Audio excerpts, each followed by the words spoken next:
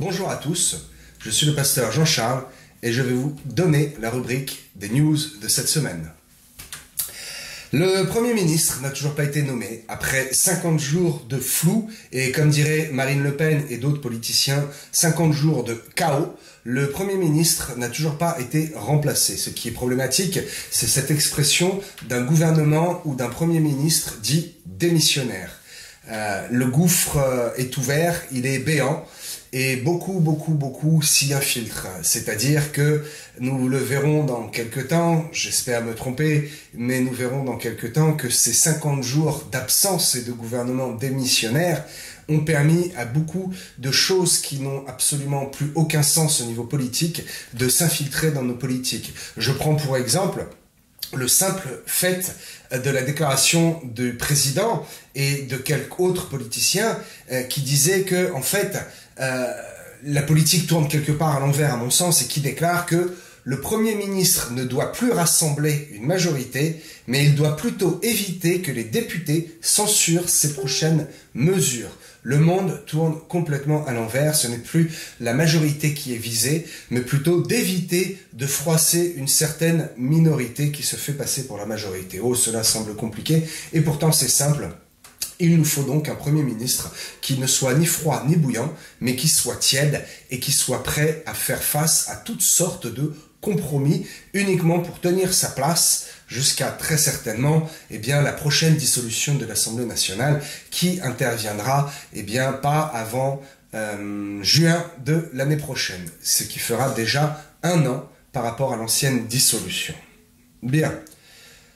L'Assemblée nationale a été dissoute exactement le 9 juin 2024. Attendons-nous à ce que le 9 juin 2025, M. Macron fasse de même pour semer encore un peu plus le chaos. Et, vous le savez, c'est son laïus. L'ordre vient par le chaos. Nous verrons cela. Problème, un gros problème même, avec le Hezbollah libanais. Hezbollah, ce sont les forces armées terroristes du Liban. Qui n'a rien à voir mais qui collabore avec le Hamas, qui sont les forces armées terroristes de Gaza. Le Hezbollah a des soutiens financiers, physiques, matériels, si je puis dire, bien supérieurs au Hamas. C'est donc un adversaire à prendre en compte par rapport au conflit israélo-palestinien, puisque visiblement un conflit est en train de naître. On ne veut pas trop en parler, les journalistes n'en parlent pas trop.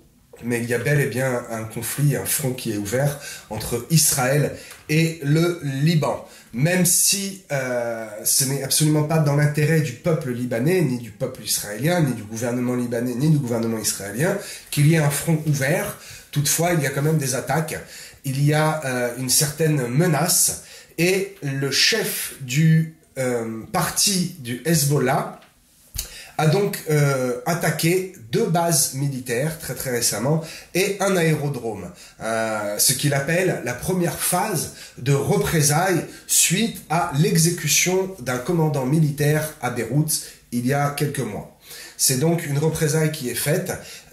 Beaucoup de roquettes ont été lancées sur des sites militaires afin de perturber ce que l'on appelle, ce qui est nommé le dôme du tonnerre, un miracle de technologie qui permet à la nation d'Israël de se protéger, le dôme de fer, pardon, de se protéger des roquettes qui viennent d'un peu partout, de tous leurs ennemis, de toutes les nations environnantes.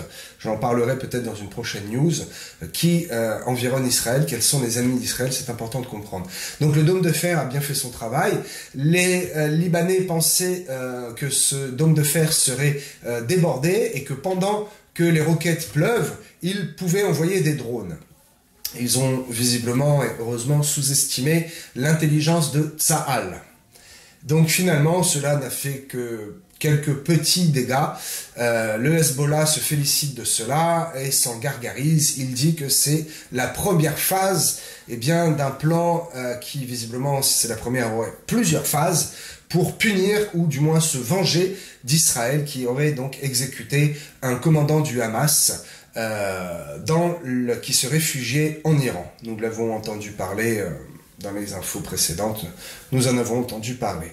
Donc ils ne veulent surtout pas de guerre ouverte, mais manifestement il y a une guerre souterraine qui se mène, et le gouvernement israélien craint que l'Iran se permette une incursion physique et perpétue les mêmes abominations que lors du 7 octobre, qu'il y ait quelques poignées de soldats rebelles au bon ordre et quelques soldats terroristes, je n'ai pas peur de le dire, qui fassent une inclusion en territoire d'Israël et qui attaquent des civils.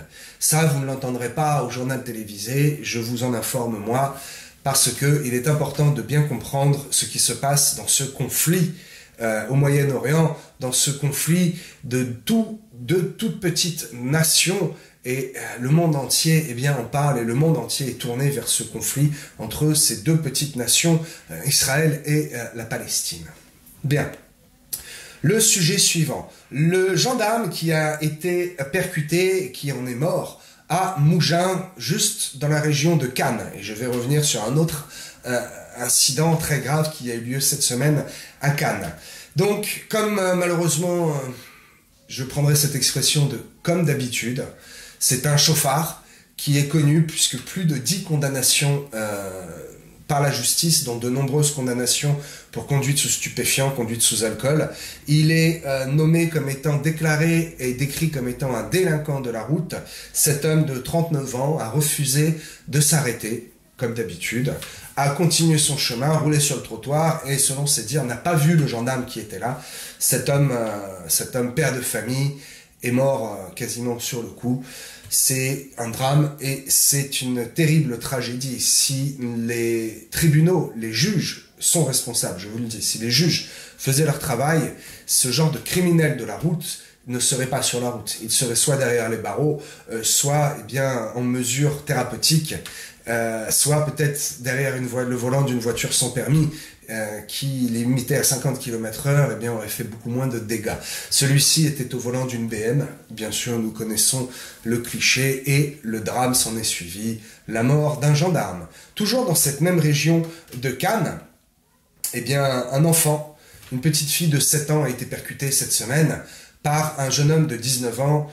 On n'a pas la précision s'il avait le permis ou pas, j'en doute, mais c'est mon avis personnel. Toutefois, il est écrit dans les journaux qu'il n'était pas ni sous alcool, ni sous stupéfiant.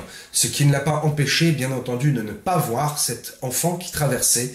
Et c'est vraiment un drame puisqu'elle traversait sur un passage piéton. Forcément, rodéo urbain, avec un engin de 600 cm3, de près de 200 kg, en roue arrière. Il était évident que le drame allait arriver. C'est ce qui s'est passé. Cette petite fille a été percutée, projetée à une bonne dizaine de mètres. Soins intensifs, fractures multiples, traumatisme crânien. Elle a été plongée dans un coma artificiel. Le papa a fait un communiqué hier en disant que cet enfant était parti. Nous comprenons ce que cela veut dire. Le jeune homme est toujours en garde à vue. Peut-être sera-t-il puni, peut-être certainement ne le sera-t-il pas. En tout cas, encore une fois, si les juges appliquaient les lois, eh bien les rodéos urbains ne se dérouleraient pas en ville. Peut-être certainement ils continueraient à le faire dans leur quartier, là où la police ne peut plus pénétrer, d'ailleurs, c'est encore un autre débat. Mais ils n'iraient pas tuer des innocents. Cette jeune fille, cet enfant de 7 ans est morte dans certainement des souffrances avant d'être plongé dans le coma, mais c'est pour la famille qui reste, c'est ceux qui restent qui souffrent, et c'est un drame. Encore malheureusement un fait que l'on appelle fait divers et que nous voyons de plus en plus. Pourquoi? Parce qu'il n'y a aucune mesure de répression. Toujours les mêmes personnes qui sont au volant ou au guidon de ces voitures qui tuent, qui font des délits de fuite, et de ces motos ou autres engins motorisés qui font des roues arrière, qui font des roues de côté, qui font beaucoup de bruit, qui embêtent tout le monde, et personne n'ose dire quoi que ce soit de peur de représailles.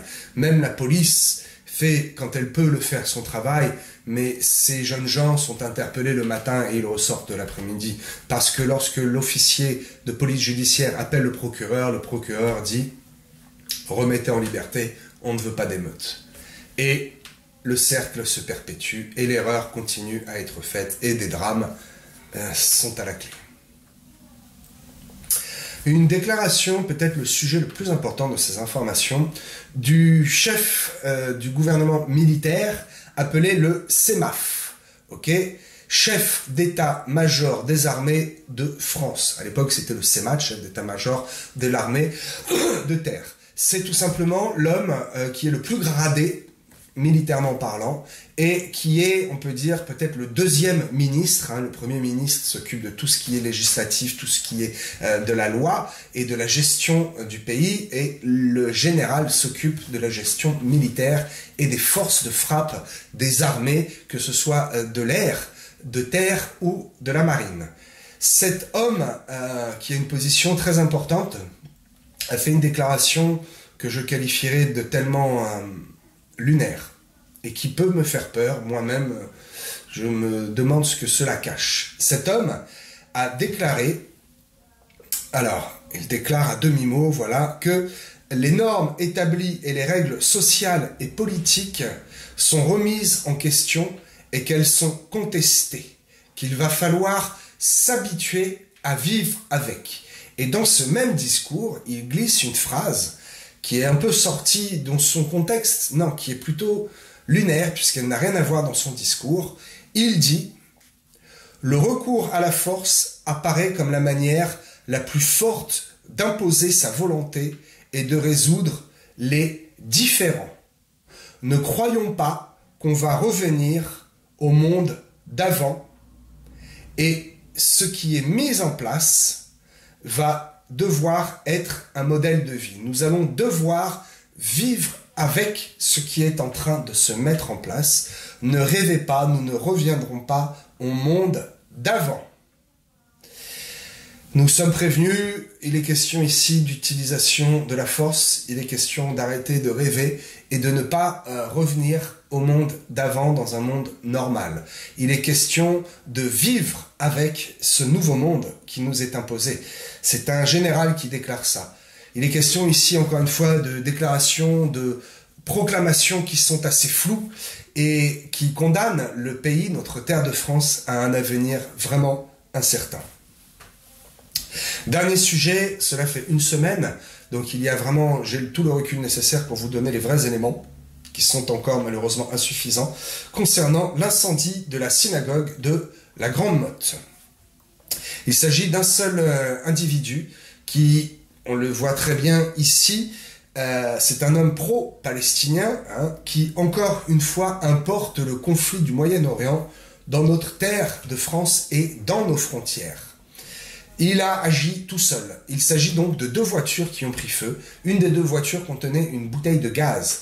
Manifestement, cet homme qui a agi seul n'était pas seul. Il y a eu une préparation et, comme dit le Premier ministre démissionnaire Gérald Darmanin, nous avons évité une catastrophe, nous avons échappé au pire.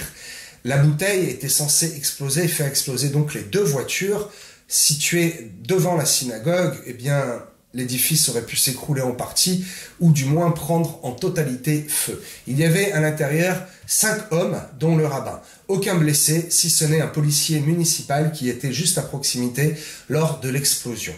Le problème, c'est que cet homme, qui a été vu, nous avons vu les photos, malheureusement le visage masqué, parce que vous comprenez bien qu'il faut bien protéger ce pauvre homme, il faut bien cacher son identité pour éviter de la dévoiler et pour éviter que ses voisins ne le reconnaissent et certainement plus éviter qu'il soit arrêté. Quoi qu'il en soit, les journalistes ont choisi de masquer, sans que personne ne leur demande, de masquer son visage. On voit apparaître un homme adulte avec une arme de poing à la main, ce qui semble être, ce qui est 2 bouteilles d'essence, dans chaque main, un kéfier, et le drapeau palestinien autour de la taille. Nous voyons ici tout simplement un terroriste qui revendique son appartenance au groupe islamique et à l'État islamique, qui revendique son appartenance à un groupe de rebelles pseudo-militaires que nous appelons tout simplement, avec le mot qu'il faut, des terroristes. Et tout ça paraît normal, parce que nous imaginons bien qu'il est sorti de là et qu'il a continué son chemin. Dans cette ville de la Grande Motte, cela n'a choqué personne de voir un homme avec un kéfier et le drapeau palestinien autour. Peut-être même quelques-uns l'ont un peu dit en criant Free Palestine. Mais je vous le dis, les seuls qui tiennent liés la Palestine, les seuls qui tiennent prisonniers la Palestine, ce ne sont pas les Israéliens, et ce n'est pas de Tsahal. Les seuls qui tiennent liés les Palestiniens, ce sont eux-mêmes, en continuant à cacher le groupe terroriste du Hamas, et la population qui continue à soutenir le Hamas se fait elle-même prisonnier. Ils sont, comme je pourrais dire, prisonniers de leurs propres démons. Donc cet homme qui erre dans la ville avec le kéfier, le drapeau du Hamas, cette arme à la main, 2 bouteilles d'essence à la main, eh bien cela paraît normal. Il est toujours en liberté d'ailleurs. Comment ne l'a-t-on pas retrouvé? Mais je terminerai avec cette phrase. Comme dirait le général de l'armée des armées françaises, nous devons nous habituer à vivre avec cela. C'est la fin des informations. Pensez à vous abonner à cette chaîne. Pensez à me laisser peut-être quelques commentaires et à m'écrire si vous le désirez à l'adresse pdv.rouen@yahoo.com. Je vous dis à la semaine prochaine pour des prochaines news. À bientôt.